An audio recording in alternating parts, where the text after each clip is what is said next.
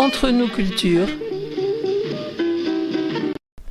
Reconnaissable à sa parure tigrée, la crevette impériale est élevée dans les marais de Charente-Maritime par une vingtaine d'ostréiculteurs, marraines, seudres, raies et olérons.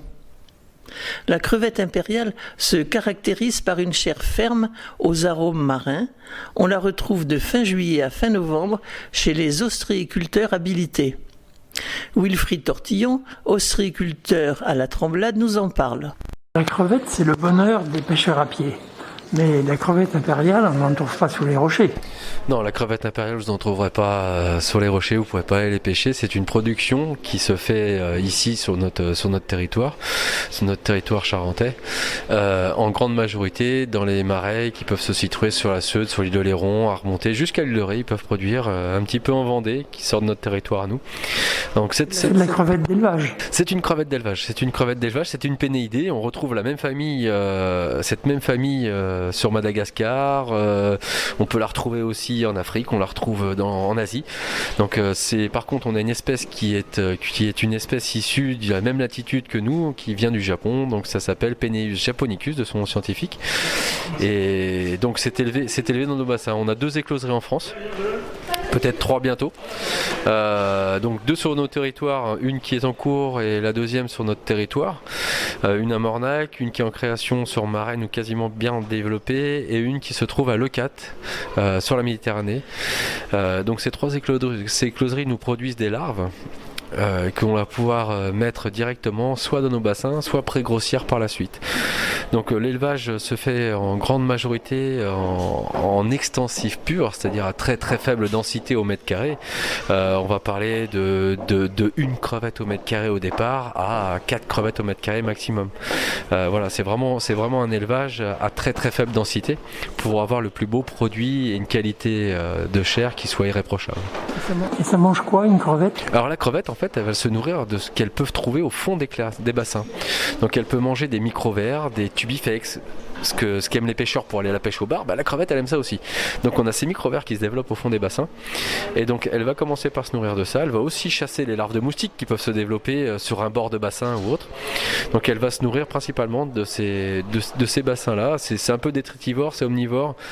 S'il y a un crabe qui est mort au fond du bassin, elle va le manger aussi. Hein. Ça va faire son petit casse-croûte. Mais voilà, donc c'est un animal qui est nocturne. Le jour, ça ne bouge pas, voire très très peu. Par contre, ça bouge énormément la nuit. Donc pour la recapture, tout se passe la nuit. On pêche de nuit, donc on a des filets qu'on appelle des verveux. Qu'on installe dans nos bassins, donc c'est des filets qui sont interdits de pêche en mer, parce que ça pêche tout ce qui passe, ça l'attrape.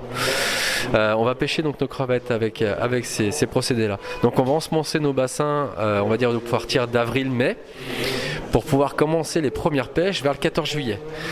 Donc on va commencer avec des crevettes qui vont faire 15-17 grammes vers le 14 juillet, pour arriver à des bêtes arrivées au mois de septembre-octobre qui peuvent aller jusqu'à 40 grammes.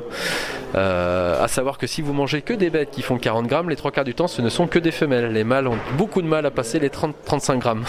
Donc d'où notre difficulté. On aimerait avoir du tout femelle, on aurait des rendements qui seraient beaucoup plus importants, mais vu qu'on n'a pas de sélection génétique, on a aussi des mâles, donc de plus petite taille. Les crevettes ont des prédateurs ? Oui, la crevette a énormément de prédateurs.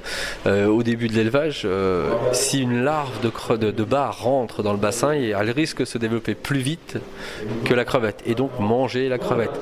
Donc les bars, les poissons, les crabes, les gros crabes verts, le Carcinus menas, le crabe enragé qu'on trouve ici dans nos bassins. On va aussi avoir tout ce qui est oiseaux, goélands, cormorans, hérons.